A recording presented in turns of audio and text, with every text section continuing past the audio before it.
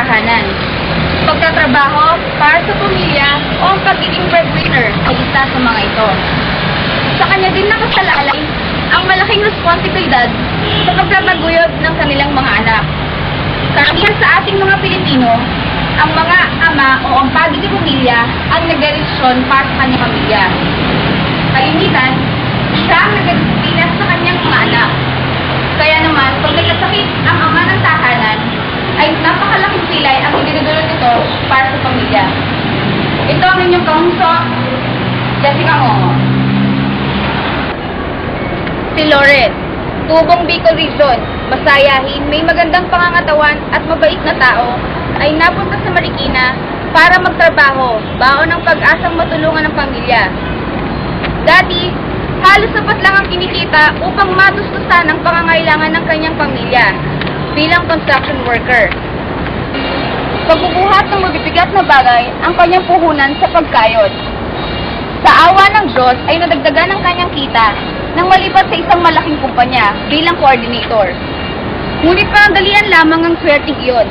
Sapagkat sino nga bang mag-aakala ng isang simpleng pangarap niya na ito ay may pagkakait pa sa kanya dahil sa isang karamdaman na mapagpapabago sa kanyang buhay.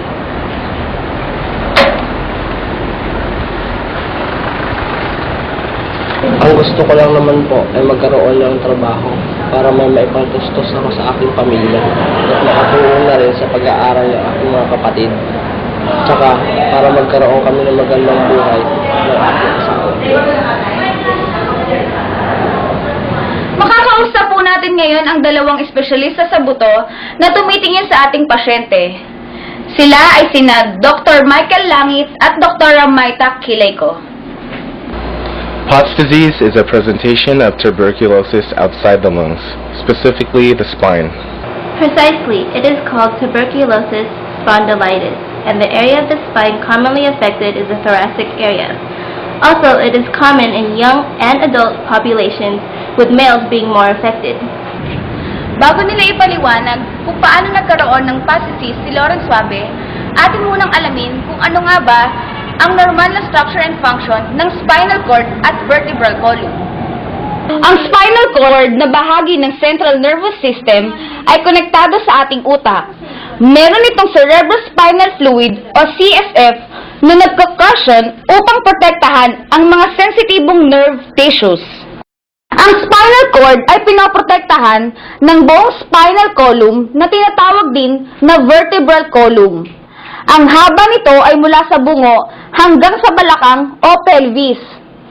This column contains 31 bones, termed vertebra, which are divided into several sections. The 8 cervical vertebrae make up the neck. The 2 cervical vertebrae, they deserve special mention. The C1, termed the atlas, articulates with the skull. The C2, or axis, on the other hand, contains the body or odontoid process which fits into the atlas. This odontoid process allows rotation of the atlas, as in shaking the head, no. The atlas articulates with the skull to allow anterior-posterior nodding of the head, as in shaking the head, yes.